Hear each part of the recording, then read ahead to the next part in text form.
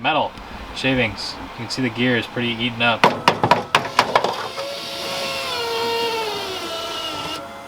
Called it!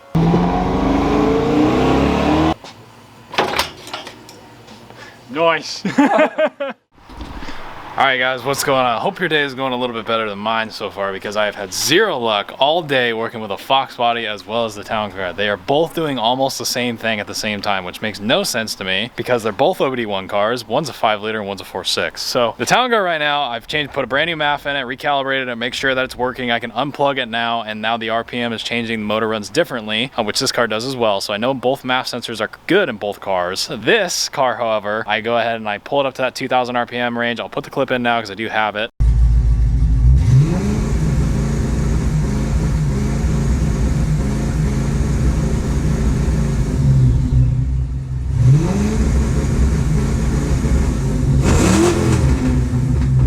And you can see at that 2,000 to 3,000 RPM range, it just kind of breaks up. But if I punch it at idle, it'll rev all the way out. It might break up a little bit, but it does rev all the way out. It's not like it won't go past 2,000. Not really sure what's going on there. But on the Town Car, it has like a distinct misfire now. So I'm pretty sure if I've changed MAF, plug, and the only thing I haven't changed are the wires, I'm pretty sure the wires look pretty crusty. So I have a good feeling the misfire could be coming from a faulty spark plug wire. So those are on order. Those will come in the morning. Hopefully that fixes it. If not, I have zero check engine lights and zero codes on that car. So I really am kind of stuck on what is going on with the Town Car, because now it has this magical misfire out of nowhere, and it bucks and, you know, starts at mid-range acceleration, which is the same thing that this is doing, except this is an actual, like, I don't even know if I call it a fuel cut or an ignition cut anymore, because I don't actually know. I mean, I thought it was fuel issue, I thought it was ignition. You know, I'm going in circles with both cars, which is what I'm saying, which I'm getting really annoyed at. So yeah, but you guys' comments in the previous videos have been very helpful. So to those of you who have commented, I really do appreciate it. So, but as of right now, this car does start, so I'm kind of just doing everything. So we're gonna verify timing. I've already verified basically what I have not filmed. I've done the TPS. I've made sure that that is calibrated correctly. It's reading at the correct voltage. I'm gonna go ahead and swap in the old distributor, because I remember the original issue was I was not getting voltage to the injectors. All of a sudden, magically, I was. So it wasn't an ignition issue. So I'm gonna put the old distributor back in it, you know, to rule out this isn't just a crappy AutoZone one that doesn't work. Maybe the TFI module in this one is not quite working, because keep in mind, it did drive here. It wasn't just magically broken. However, I did get in it to drive it one day and it just would not start. So I'm gonna go and swap distributors, start there. I have verified that the MAF is good, and a couple other sensors and stuff are all good. This car does run right now. It just has a mid-range issue, which I'm trying to find. So something somewhere is not, I don't know, not working, not connected properly. I honestly couldn't tell you at this point. You know, I can't make myself seem smart when I don't know what the hell is wrong with the car. If I can't fix something, I can't tell you what's wrong with it. So I don't know what the hell's wrong with it. I'm just trying a bunch of things at this point. The other thing I went ahead and verified that I didn't tell you is basically while the car is running, to verify that the PIP and that the pickup inside the distributor is working properly. If I have it at 2,000 to 3,000 RPMs breaking up, so I'm holding the throttle body while it's at that RPM, I can see the motor breaking up right in front of me, and I twist the distributor clockwise and counterclockwise like I'm doing now, nothing changed. It's just basically I did it at maybe 100 RPMs lower, 100 RPMs higher, because I'm advancing the timing. But timing had no effect on that misfire. So if you guys are wondering if that's an issue, that was not. I timed it correctly at 12, put it back, put the PIP plug back on it, and it was fine. So that was not an issue, so we can rule that one out. So I'm gonna go ahead and pull this out and swap it. So basically, pull this guy out and swap the other one in. Drop this guy back in there. I've noticed these are way easier distributors to drop in than the one on, let's say, my truck. My truck never goes in first try, ever. I don't know why, it just never has. I don't think it ever will. However, this one, you can see, just wiggle it around, get it to where I want it. It lines up with the oil pickup and drops right on. So I should be able to run, I think I can run this cap on this distributor. They should be the same thing, essentially. So note that's lining up properly. So I'm going to plug this back in and just roughly time it. Try the same thing again. I'm just going to do a one take, but I'm going to cut the same clip so it's quicker. So we're going to put our stop on and tighten it up a little bit, just so it's not, you know, it has something in it. The other thing I noticed is, for whatever reason, the new distributor, the timing, the gear that goes onto the camshaft is actually a pretty good amount of metal shavings on it, which is concerning. So not really sure why. Okay, so it barely turns. I know it'll run at pretty much any timing amount, so now I'm going to go and start it. I do have everything plugged in this time. Plugged in, plugged in, plugged in. Yep. Okay, cool. You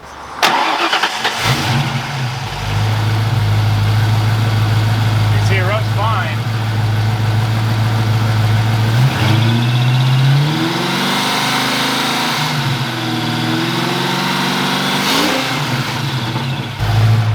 It had to be the pickup in that distributor. Has to be, absolutely has to be. It doesn't do it anymore.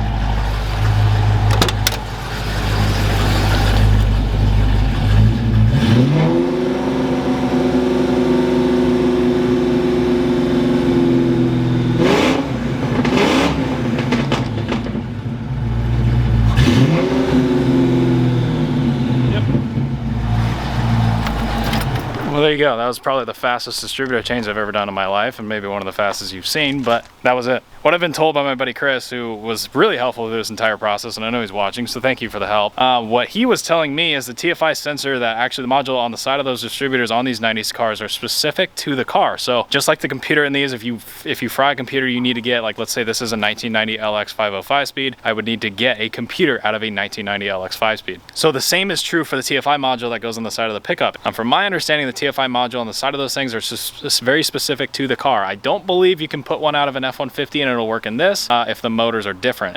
Like what I'm saying, if you take the TFI module off of a 90s, you know, a 92 F-150 with a 302 in it, it probably wouldn't work in my 1990 Fox body with a 302 in it, but I could be wrong. However, I do think the pickup in this distributor, the new one that I got, was wrong or not correct. So either the TFI module on that distributor was not correct for this car and they sold me the wrong one, or the pickup in that thing was bad and it just did not work right for whatever weird reason. But the distributor that was in this car does work. So now it's drivable, which is good. So now I can go ahead and unplug the PIP, retime the car. I'm gonna put it at 12 degrees for now, just leave it at that, and it should be good. So, and we should be able to go drive this thing, I hope. Was it really that easy? I mean, I haven't turned the camera on all day, and I turned it on for 5 seconds, changed 2 things, and now it works. So that's a little weird. All right, so I'm gonna go ahead and retime this thing real quick. I'm trying to do everything really quickly because now I've gained some sort of traction with this stupid car, and I feel really motivated now. So I'm just kind of trying to knock it out. We have cruise night in like 2 minutes, so.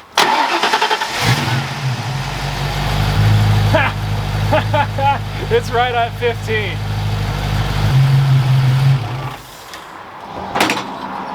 Tighten this guy real quick. Don't change a bunch of stuff. It doesn't need to be changed. That hurt a lot. And now we go around the block.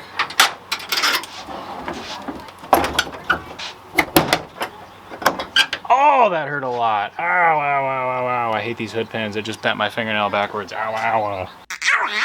Alright, so I have no way to film this, so hopefully this doesn't look terrible, because I'm doing this by myself. You can see it does run, so let's go around the block.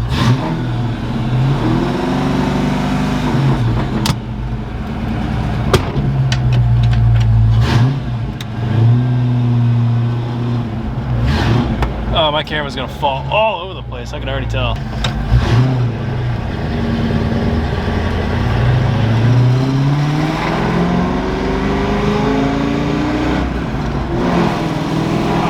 Totally it. It runs fine now. The movie guy's right there. I don't trust myself. Oh yeah, it runs fine.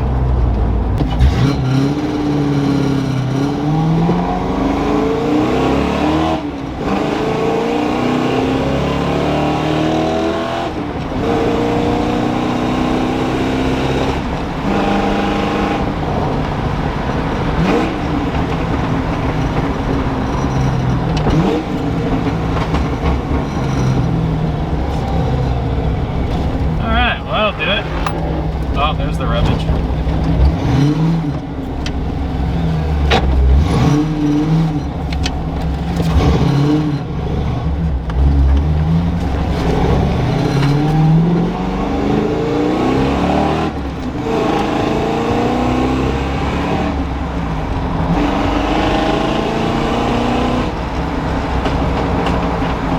What better way to fixing your box than driving it straight to Little Caesars to get a pizza to make yourself feel better about fixing it, even though you're not entirely sure what fixed it in the first place. You know, there's a lot of things to be upset about in life on a Thursday. I got my pizza, but one of the things you can't be upset about is when you come to cruising, whatever the hell tonight is, you come to the cruise night and then you come to your local spot and you grab your pizza because you're happy because your car's fixed, and then you come to the local spot and not a damn person's here because you forgot the season's over.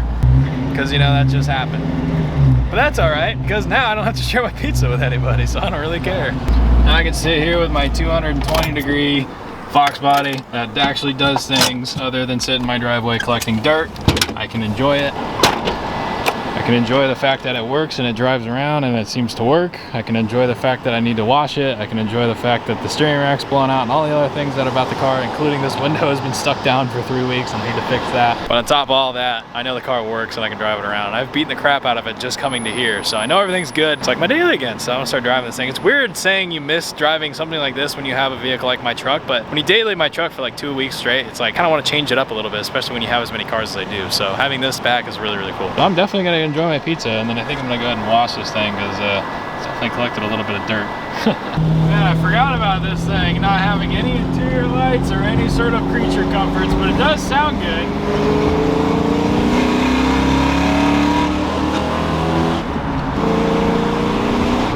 All right, so we're back home. This thing did pretty good. I'm pretty happy with it. I was gonna take it to the car wash, but then I realized I can't really wash a car when the window's stuck down. I could kind of do a wet rag. Now you can really see how dirty this thing is in this lighting. But yeah, I'll just wait till I get the window regulator fixed because I have the motor right now, so I'm gonna put it in. But you can see right there, motor of elevation. And see, I can read Spanish. It took 3 years of that stuff. But I noticed on the distributor when we pulled this thing out, the one thing that was really concerning is the amount of oil, or metal shavings. You can see the gear is pretty eaten up and it hasn't really driven at all. You can see the metal shavings on the end of the shaft there, and as well as all the way around that gear. Not something that you want to see. So that's a little bit concerning. So like I said, I think they sold me the wrong distributor. There's not necessarily anything wrong with this one per se, but I wouldn't be surprised if this one is for like an F-150 or something completely different, and nothing about this one was right. I'm gonna definitely return that guy as a warranted item, but I am gonna go ahead and put that window motor in, so hopefully I can get the window to roll up and down because it's the one thing that's been kind of bugging me. But it's nice to have that car back. Pretty happy, you know? All right, so we're gonna go ahead and replace this window regulator. I'm trying to remember how the hell I did this last time. It shouldn't be that hard. I would bet anybody money that if I hit this thing with a hammer again, like I did the last time, I hit the motor with a hammer and it fixed it. If it happens more than once, you should just replace it. Plus, a good telltale sign to tell the motor's bad is if you roll both windows up at the same time and one finishes first, whichever one loses is probably going out. Man, look who just showed up with his freaking race truck.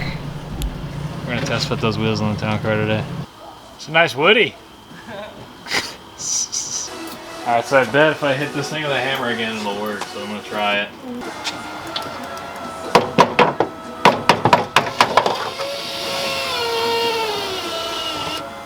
Called it! So what is it? You fix anything with a hammer. What is it? Is this a bad solenoid? Yeah, so I'm just gonna replace the whole motor. I need a tint on the Jeep next. Today's been just a weird day of plugging the old parts back in to fix other problems and then just hitting my car with a hammer to fix other things. Because that's how that works. Alright, fixed one car. So now I got a working drivetrain, a piece of junk that actually like somewhat works and I can drive it to and from places. The windows all roll up, which is cool. That's an upgrade in the last 3 weeks. Jack's still hanging on somehow. I don't know how he's still here, but he's still hanging on, so we're gonna keep him. But Franklin just rolled up in the Jeep and we're gonna test fit those Vision wheels. So those are a 15 by 8? 15 by 8, and then it's a 32 1150. It's 1150. I thought it was a 1050. Oh, okay. No, they're 1150 when you run them on 32s. I didn't even know they made them. They kind like of just look like 1050s though. They're pretty narrow still. Yeah. Okay. So we're gonna he's got a full size spare, so we're gonna test fit these on the town car. So town car still technically runs, so I'm gonna go ahead and back it into the driveway and test fit these bad boys, and this will give me an idea of what kind of bling I can get on that thing. I do like the KO2 sidewall though. It does look pretty good. And I guess being 1150 it doesn't look stretched, but I'm worried. Especially on the 850 and the 850. Alex's 33 1050s don't really look stretched either. Yeah. They almost look like the same tires, just a little bit taller. Yeah, I'm worried it's gonna rub on that thing. So I guess that's kind of what I wanted to see. But the wheels that are on it have 0 offset, so these would be a little better.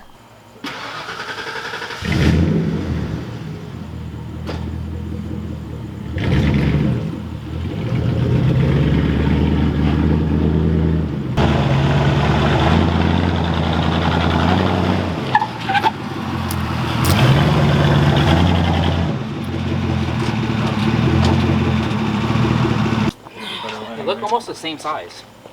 Yeah. Like, look.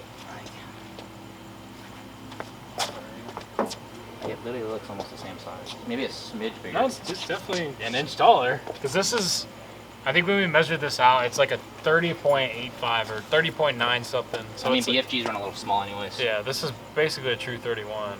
And I mean, there's PSI on this right now, so they're about the same, yeah.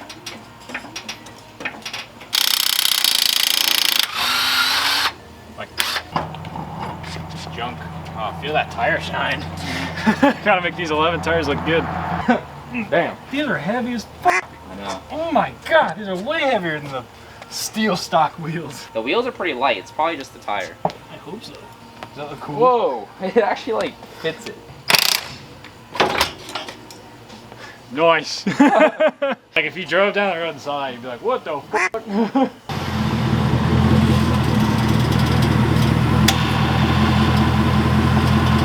Keep going. Okay, stop.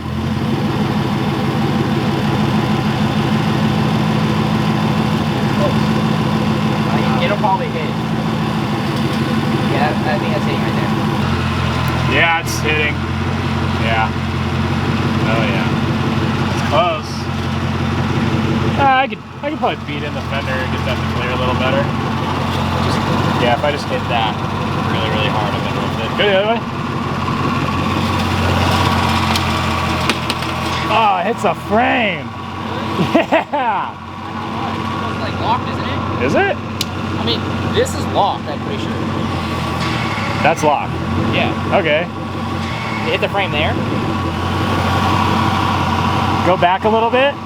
That's off the frame. Okay, that's locked. That's, yeah, it like it makes contact like an eighth of a turn before lock. I mean, it's not terrible. I could cut into the frame and clear for the tires. It's fine. I don't know. Yeah, well, obviously, you know, a 33 ain't gonna fit. A 33 might fit, but it's just, you're gonna have to cut more out of that back firewall. I like, I feel like a 1050 will be better though, being a little narrower. Because this is definitely, like I knew for a fact 1250 ain't happening. If I run a 1-inch spacer, everything will work perfectly. It doesn't stick out at all, which is actually pretty impressive. So this is, the standard is, so this is 8-inch, so these are 4-inch backspace, right? So there's 0 like offset? 4 or something. Yeah, so there's 0 or they're 4.5 backspace, so they're just 0.5 offset. Just what every truck runs, it's just a generic wheel. Okay, cool. Well, now I know wheels for a Jeep will fit on a town car. The more you know. All right, so I think we figured out we're probably gonna do the 15x8. We'll do some sort of off-road wheel. I haven't decided yet. And then we'll run a 33 1050, so it'll be an inch taller and an inch narrower, which I think will give us a little bit better clearance on the frame. You can see the existing setup already rubs. For those of you guys who are curious, it's a 16.7 wheel with a 235 85 16 right there. This is a Michelin, I think it was a XPS traction, that's it, Michelin. It's like a tractor trailer tire, like triple layer sidewall, E-rated or whatever it was. This thing's gnarly, so it's really expensive though. But if you guys haven't seen it underneath here, so this thing's very modified for gambler. The ball joints are blown out of it. You can see right there, those things do not look great. And then it's got a 4-inch diesel truck bump stop welded to the frame right there. It's got a FabTech spring out of a Ford Ranger inside there. You can see the control arm has a bump stop mount plate right there that actually gets used, which you can see. And the rest of it is pretty much all stock for the most part. You can just see we use all the travel. It does use every bit of the travel that it has. And to modify the frame back here to get the tire to clear, so they cut the front of the frame off and didn't plate it all the way, so we're probably gonna have to go back and redo that when we clear for 33s. And it's got skid plates, and that's the back of a razor cage.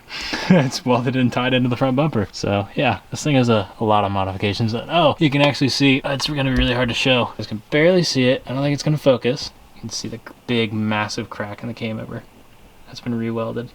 There you go, now you can see it. See all those booger welds right there?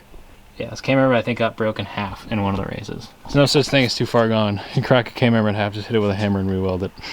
Well, it randomly rained like 2 hours ago, and all the dirt on the car absolutely made this thing look filthy. That's why I hate having a black car. Look at that, it looks terrible. So now I gotta wash this somehow. We did fix this window, so now it goes up and down and does window things, which is cool. But I did pick up some plug wires, so I'm gonna throw those on real quick, try to fix this piece of junk. Because I fixed one OBD1 box, and I'm now gonna fix 2. So I'm gonna try to fix this thing real quick, hopefully it works. And we can have 2 working cars.